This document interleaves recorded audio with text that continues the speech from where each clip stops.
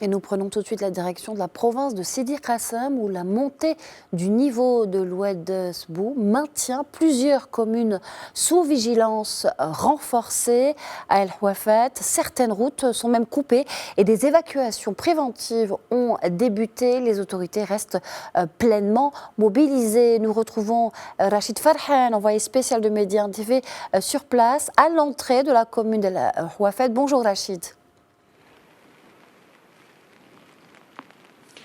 Bonjour Nadia. Alors vous êtes sur place depuis ce matin. Qu'est-ce que vous pouvez nous dire? Que constatez-vous à cette heure-ci sur le terrain malgré l'interdiction d'accès à certaines communes?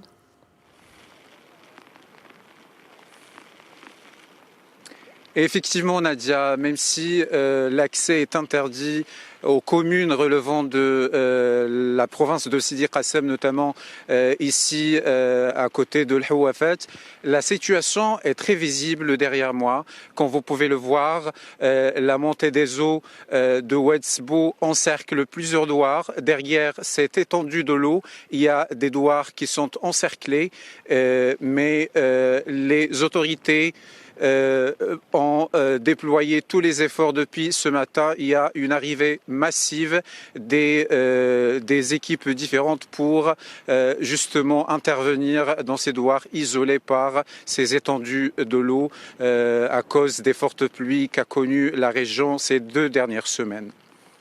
Oui, c'est effectivement très impressionnant. On remarque aussi une mobilisation inhabituelle des moyens sur place et pour cause. Alors comment se passe la gestion de la situation par les autorités justement ?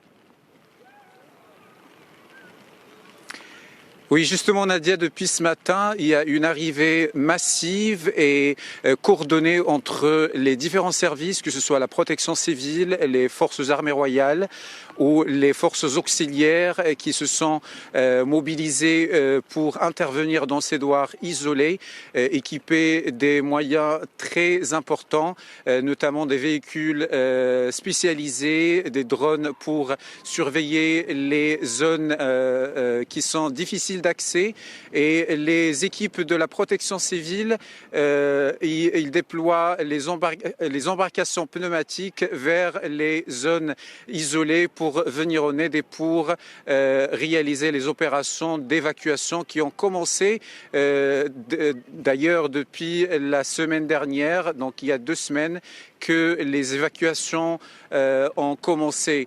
Heureusement, aucun dégât humain n'est pas à déplorer pour le moment, mais la vigilance reste maximale et les autorités appellent les citoyens à suivre les consignes, à être vigilants pour les 2 prochaines semaines, puisque selon le bulletin de la Direction générale de la météorologie, il y a encore de la pluie qui est attendue pour les 2 prochaines semaines, Nadia. Merci infiniment Rachid Farhan, envoyé spécial donc de Média TV dans la province de Sidi Qassem.